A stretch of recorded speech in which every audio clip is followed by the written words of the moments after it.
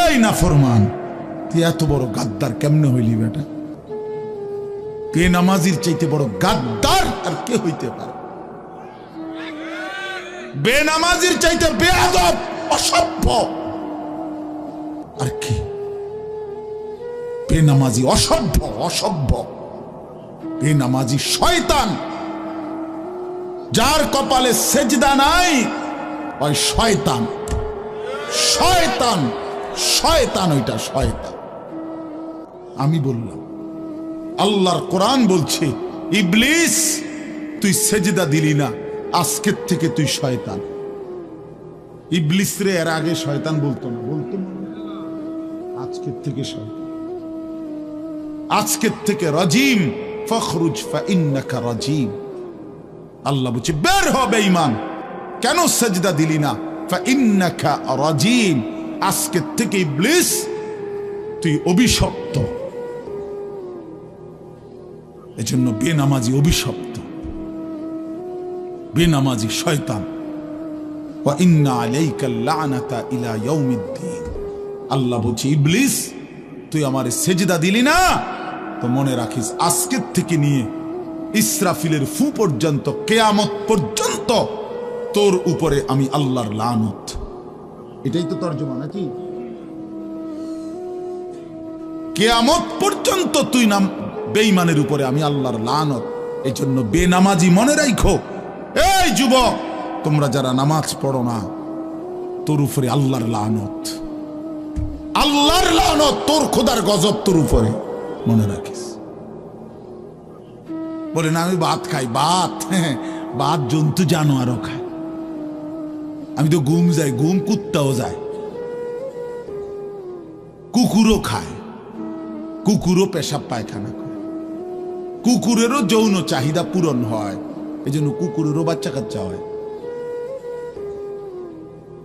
এটা কোনো অবাক কিছু না। আপনি ভাত কতটি খান আর ঘুম যান আর পেশাব পায়খানা করেন আর লজ্জাস্থানের চাহিদা পূরণ করেন, এরই নাম যদি জীবন হতো, তাই জানোয়ারের সাথে তফাৎ কি?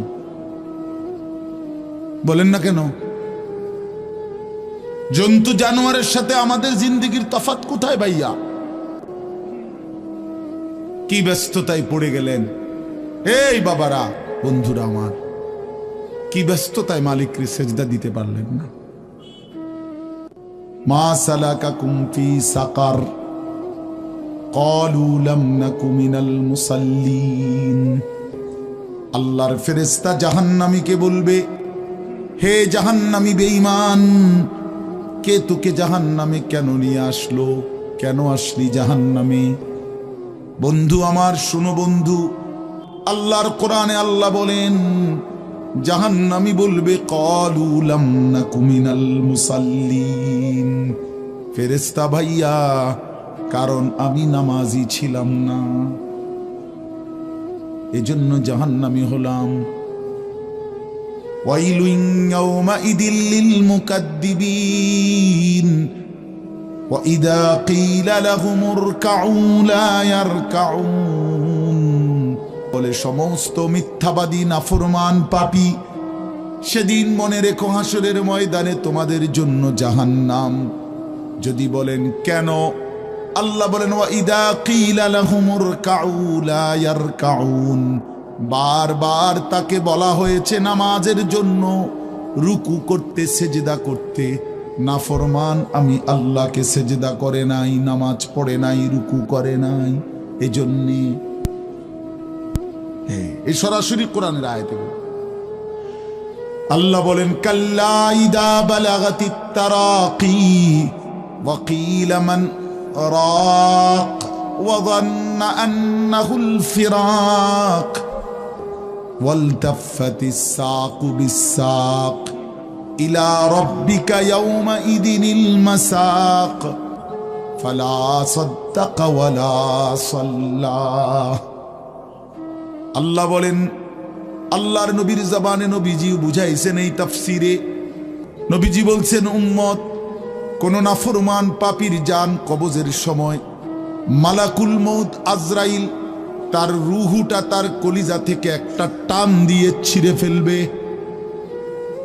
ছিঁড়লেই রুহুটা আইসা কণ্ঠনালীর কাছে আটকায় যাবে। এই গলার কণ্ঠনালীতে কাল্লা ইদা বালাগাতিত তারাকি, কণ্ঠনালীতে যখন নাফরমানের রুহু আটকায় যাবে তো আজরাইল ধৈরা টাইনা ছিঁড়া টুকরা টুকরা করে এরপরে এই রুহুটাকে ছিঁড়া ভিড়া বাইর করে।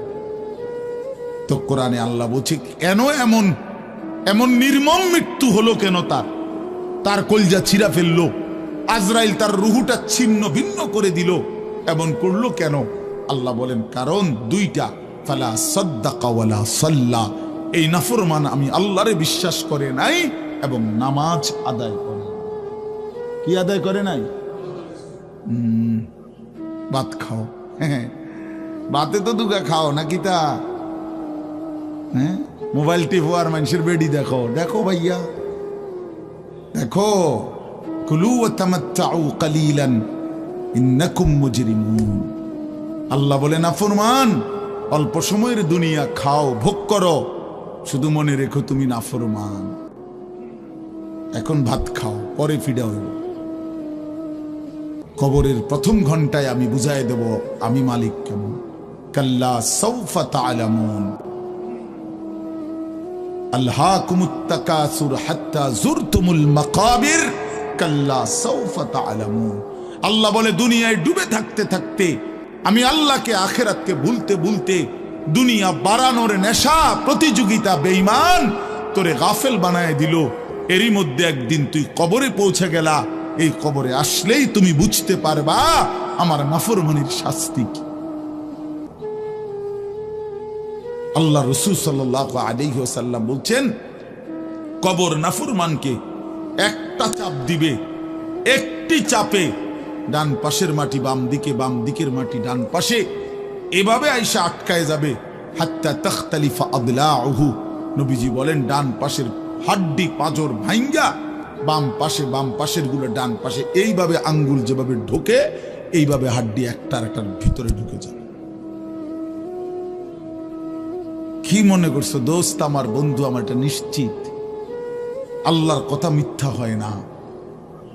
১৫০০ বছরে এই কোরআনের প্রতি অক্ষর নিয়া আপনজন দুশ্মন, ইমানদার নাফরমান বেঈমান, হিন্দু বৌদ্ধ ইহুদি খ্রিস্টান নাস্তিক মুরতাদ বুদ্ধিজীবী গবেষক পণ্ডিত দার্শনিক বিজ্ঞানী সবাই কাফের বেঈমানরাও যুগে যুগে এই কোরআনের প্রতিটা অক্ষর নিয়ে পরীক্ষা করছে, পর্যালোচনা করছে, বিশ্লেষণ করছে, কিন্তু একটি নোক্তা অক্ষর ভুল, মিথ্যা, অসত্য, অযৌক্তিক, অবাস্তব, অপ্রাসঙ্গিক আজকের এই মিনিটে প্রমাণ করতে পারে না। যদি সন্দিহান হইতো তত প্রমাণ হয়ে যাইত যে এই সমস্ত তথ্য উপাত্তের আলোকে প্রমাণিত হলো কোরআনের এই আয়াতটি ভুল। সেটা কোনটা?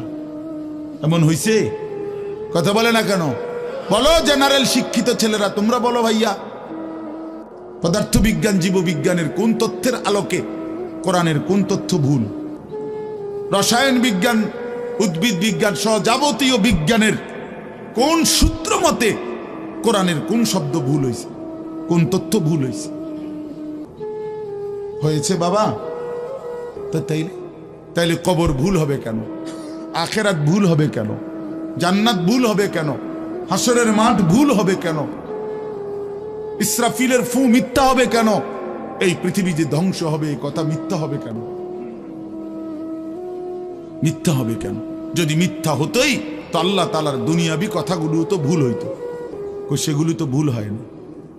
নবী সাল্লাল্লাহু আলাইহি সাল্লামের 1450 বছরে আমাদের নবী সাল্লাল্লাহু আলাইহি সাল্লামকে নিয়ে শুধু মুসলমানরাই গবেষণা করে নাকি?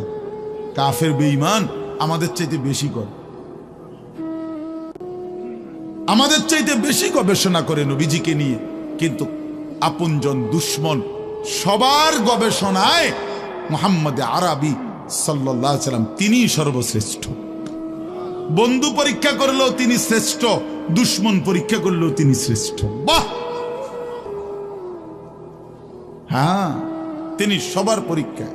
রাসূলুল্লাহ সাল্লাল্লাহু আলাইহি সাল্লামের প্রতিটা আচরণ, উচ্চারণ, চলাফেরা, কথাবার্তা, কাপড়, লেবাস, পোশাক, হাঁটা চলা, খানা, খাদ্য, পেশাব, পায়খানা, আহার, নিদ্রা, 24 ঘন্টার প্রতিটা নড়াচড়া পৃথিবীর সর্বোচ্চ শ্রেষ্ঠ মডেল, সবচেয়ে সুন্দর, সবচেয়ে সুন্দর। তিনি হাসলেও সুন্দর, তিনি কাঁদলেও সুন্দর, তিনি হাঁটলেও সুন্দর, তিনি বসলেও সুন্দর। এজন্য প্রিয় ভাই আমার, বন্ধু আমার, বেনামাজি হইও না বাপ। মাঝ বয়সী যারা, আপনাদেরকেও বলি, একটা চা দোকান নামাজ পড়তে দেয় না, একটা সিএনজি নামাজ পড়তে দেয় না, একটা অটো রিক্সা নামাজ পড়তে দেয় না, একটা বুটমুড়ির দোকান নামাজ পড়তে দেয় না, সামান্য কুদ্দুর ক্ষেতের ফসল নামাজ পড়তে দেয় না। 12,000, 14,000, 20,000 টাকার একটা চাকরি, এটা আপনাকে এক ওয়াক্ত নামাজ পড়ে দিতে দেয় না। হায় হায় বদনসিব! কয় টাকার বিনিময়ে আল্লাহকে ভুলে গেলে? 20,000 টাকার বিনিময়ে। একটা দোকানে কয় হাজার টাকা বেতন হলো, এই 30,000, 40,000 টাকার বেচা কিনার বিনিময়ে আল্লাহকে ছেড়ে দিলেন। যুবক ভাই, তোমরা এই 12, 14, 20,000 টাকার একটা মোবাইলের কাছে আল্লাহকে ছেড়ে দিলা। মাত্র 20,000 টাকায় তুমি ইমানদার বিক্রি হয়ে গেলা। ছি ছি ছি! মোমেন তো এত কম দামে বেচা হয় না, এত অল্প দামে তো বেচা হইবার কথা না ভাই। মাত্র একটা 15-20,000 টাকা দামের মোবাইলের কাছে তো বিক্রি হয়ে গেল। নিজের ইমান, নিজের ইসলাম, নিজের আখিরাত, আল্লাহর সাথে সম্পর্ক, রাসূলের সাথে সম্পর্ক, ধর্মের সম্পর্ক, কোরআনের সম্পর্ক, সব ছেড়ে দিলা, সব ভুলে গেলা। তুমি চেনো না আল্লাহ কি, রাসূল কি, আখিরাত কি। তুমি চিনছো শুধু মোবাইল, নারী, ছবি, নর্তকী, জিনা, ব্যভিচার, অসভ্য দৃশ্য, বন্ধুদের আড্ডা। না ভাই, এত কম দামে ইমানদার বিক্রি হয়, মুমিন এত অল্প দামে বিক্রি হয় না।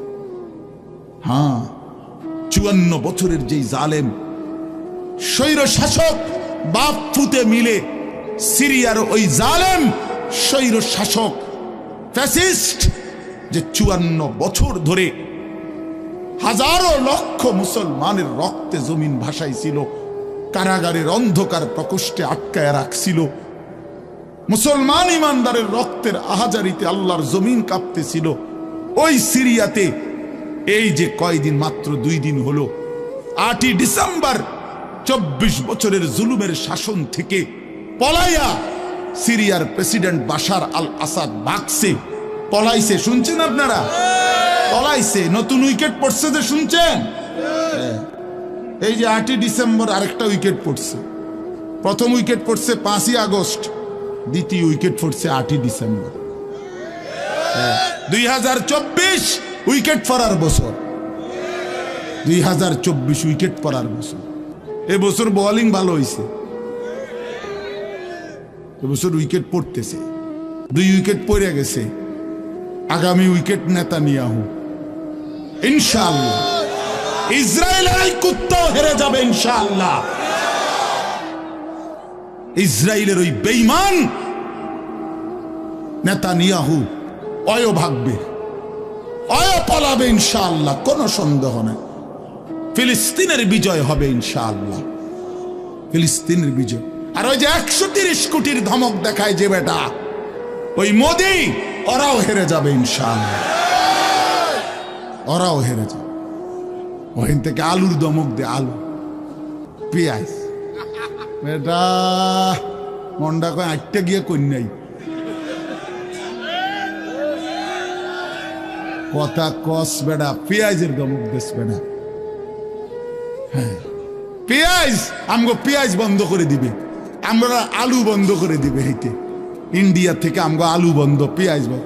পেঁয়াজ তার আব্বার। হ্যাঁ, পেঁয়াজ কি মোদির আব্বার? বলো যুবক, তার বাপের পেঁয়াজ বেটা। তো তাইলে তুই বন্ধ করবি কি বেটা? তোদের পেঁয়াজ বন্ধ করবি কেন? তোদেরকে পেঁয়াজ, রসুন, আদা, চাল, ডাল, ভাত, মাছ খাওয়াই যিনি, 24 ঘন্টা তোদেরকে বাঁচায় রাখছে যিনি, তিনি তো আমার আল্লাহ বেটা, আমার আল্লাহ, আমার আল্লাহ।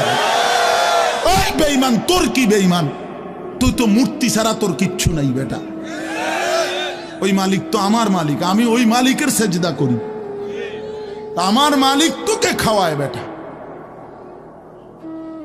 আল্লাহ রিজিক দেয় ওদেরকে, ওরা আমগরে ধমক দেয়, ওরা আমাদেরকে ধমক দেয়।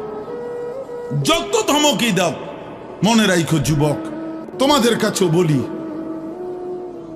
এই ইসলাম আমাদের কাছে আমানত। আমরা সাফ কথা 110 কোটি 130 কোটি বেঈমান আমরা ভয় পাই না। আমরা কোনো সংখ্যা গণি না, ওদেরকে আমরা গণা তো ধরি না। আমাদের একজন, আমাদের শুধু একজন, আগেও একজন, এখনো একজন, আগামী দিনও একজন, তিনি আল্লাহ। বলো ভাই কে? আর তিনি আকবার, তিনি সবচেয়ে বড়, সবচেয়ে বড়, তিনি বড়, একজনই বড় আমাদের, আল্লাহু আকবার। বলো ভাই, সবাই বলো, জোরসে বলো ভাই, আল্লাহু আকবার, আল্লাহু আকবার, আল্লাহু আকবার। বলো বলো, আওয়াজ করে বলো, বলো বলো।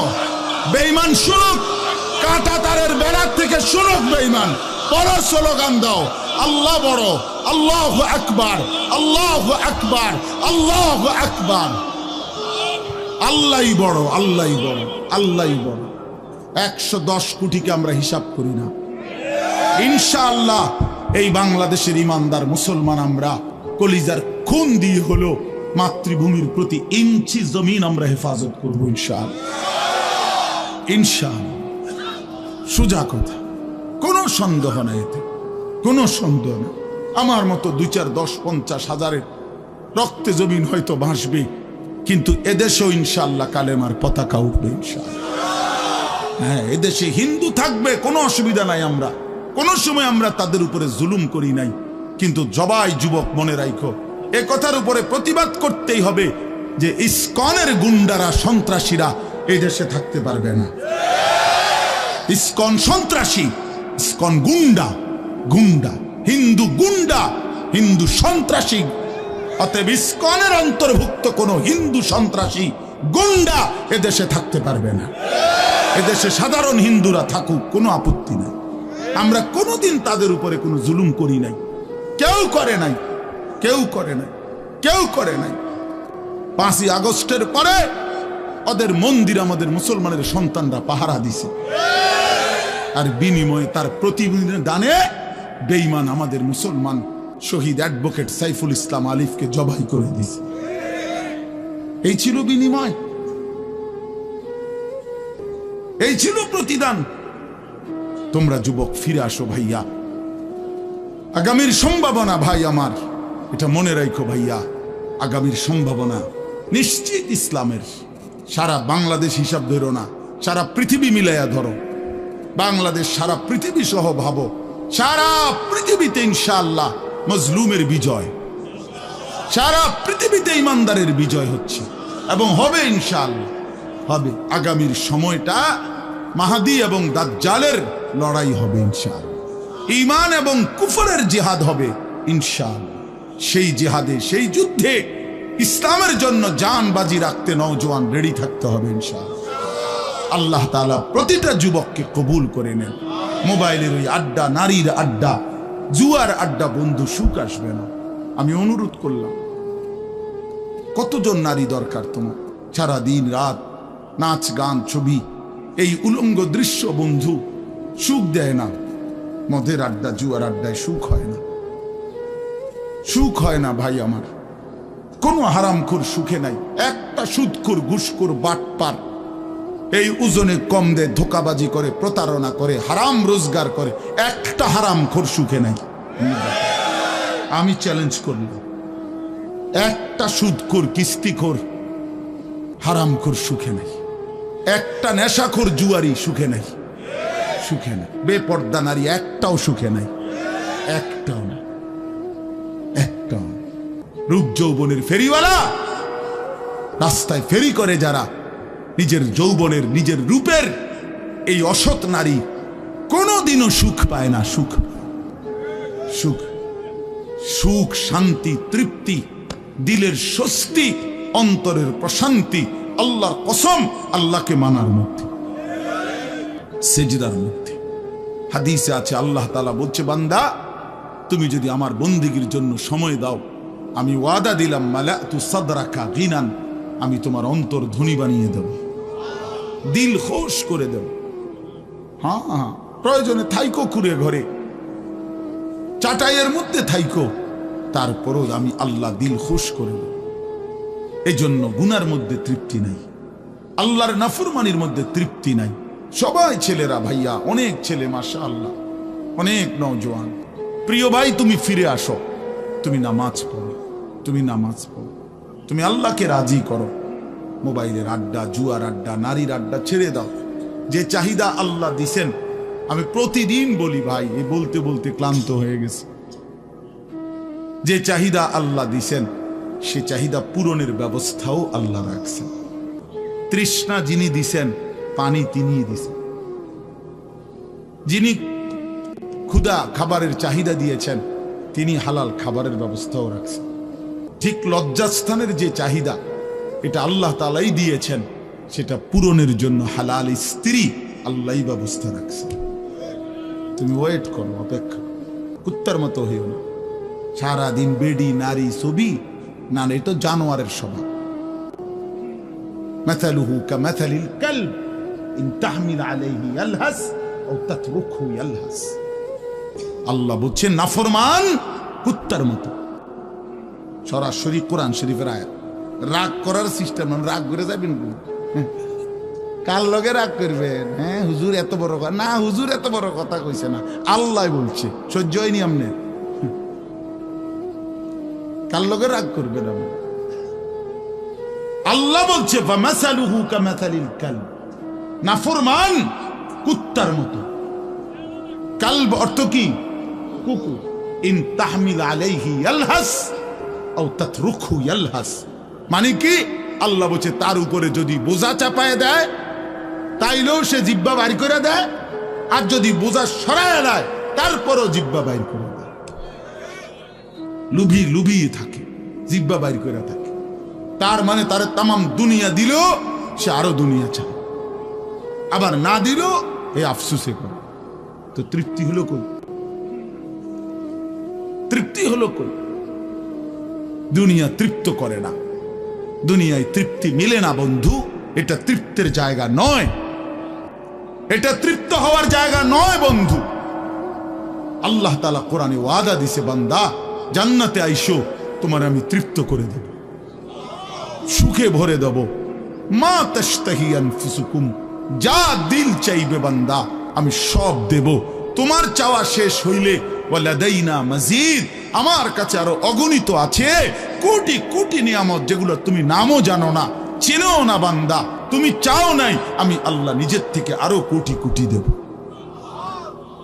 তুমি আইসো বান্দা, তুমি জান্নাতে আসো, তুমি সবর করো, অপেক্ষা করো। আল্লাহ আমাকেও বুঝার তৌফিক দান করে, সবাইকে বুঝার তৌফিক দান করে। আপনাদের এই মাহফিল, আমি শুরু থেকেই বললাম, কষ্টের আয়োজন।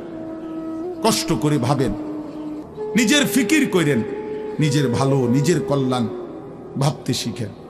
আমি যে আয়াতগুলো পড়ছি এবার তর্জমা শুনেন, তাইলে আমার কথা শেষ।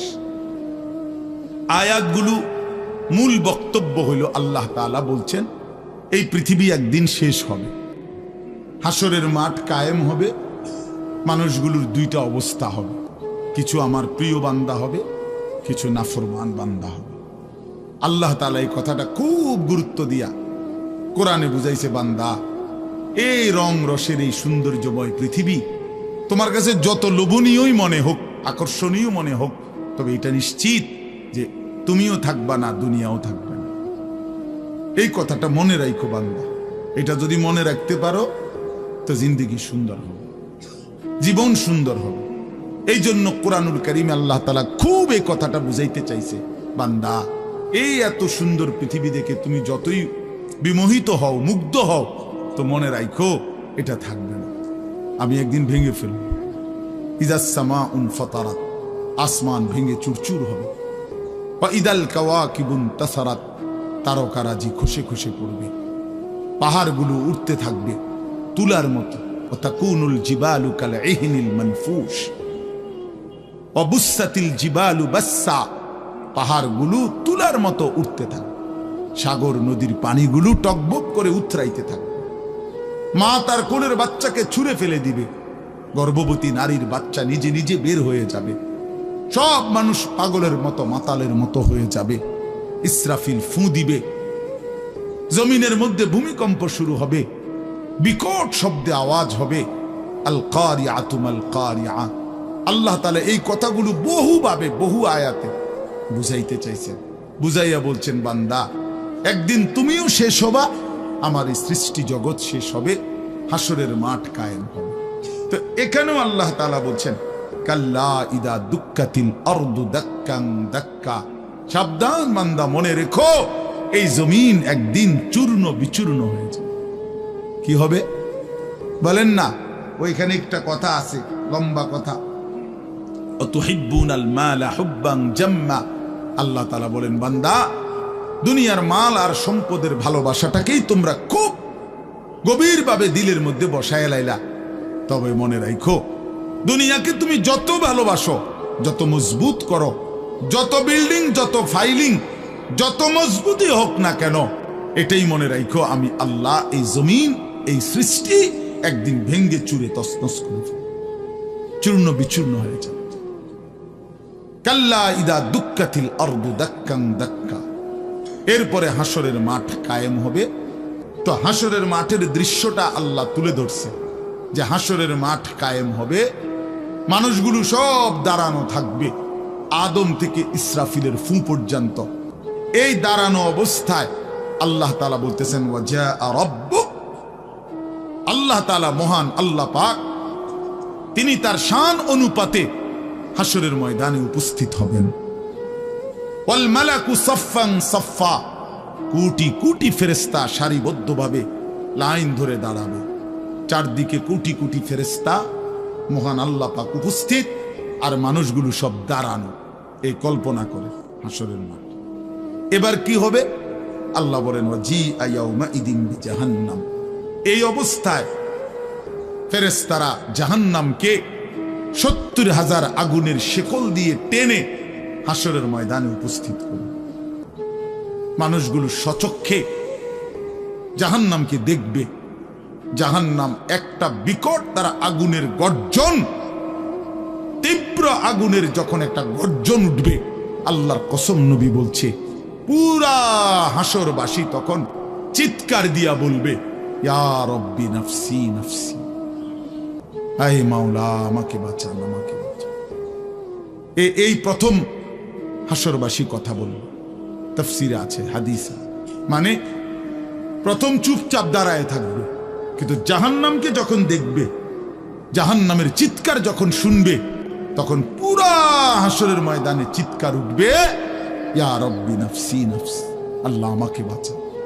নবী সাল্লাল্লাহু আলাইহি ওয়াসাল্লাম বলেন, আল্লাহ তাআলা ফেরেশতারা যেন দেখায় দিবে ইব্রাহিম আলাইহিস সালামকে, ওই যে আপনার ছেলে ইসমাঈল, তার ব্যাপারে কিছু বলবেন।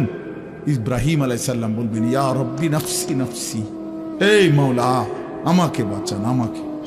ওর বিষয়টাও দেখো। ইয়াকুব আলাইহিস সালাম, ওনার ছেলে ইউসুফ আলাইহিস সালাম, এটা সেই ছেলে 40টা বছর দুনিয়াতে যার জন্য উনি কাঁদছিলেন। ফেরেশতারা বলবো, ওই যে ইউসুফকে দেখা যায়, তার ব্যাপারে কিছু বলবেন। ইয়াকুব আলাইহিস সালাম বলবেন, ইয়া রব্বি নাফসি নাফসি, এই মাওলা আমারে বাঁচান, আমার। ওটাও বুঝো। ওয়াজিআ ইয়াউমাইদিন বিজাহান্নাম, জাহান্নামকে হাসরের ময়দানে আনা হবে। বন্ধু, বিষয়টারে তুমি আমি খামখেয়ালি মনে করো না বাপ। এতগুলো কোরআনের আয়াত মিথ্যা হইতে পারে না। ১৬ লক্ষ নবী রাসূল, আদম থেকে নবী সাল্লাল্লাহু আলাইহি সাল্লাম, সমস্ত আম্বিয়া কেরাম চিল্লায়া উম্মতের দুয়ারে দুয়ারে গিয়ে আখিরাতের কথা বলছে, কবরের, হাসরের। এগুলো ভুল হবে কেন? মিথ্যা হবে কেন ভাইয়া? প্রতিদিন যে মানুষগুলো কবরে যায়, তুমি কি দেখো না ভাই, এই মানুষের মৃত্যু, লাশ, কবর তোমারে কিছুই মনে করায় না?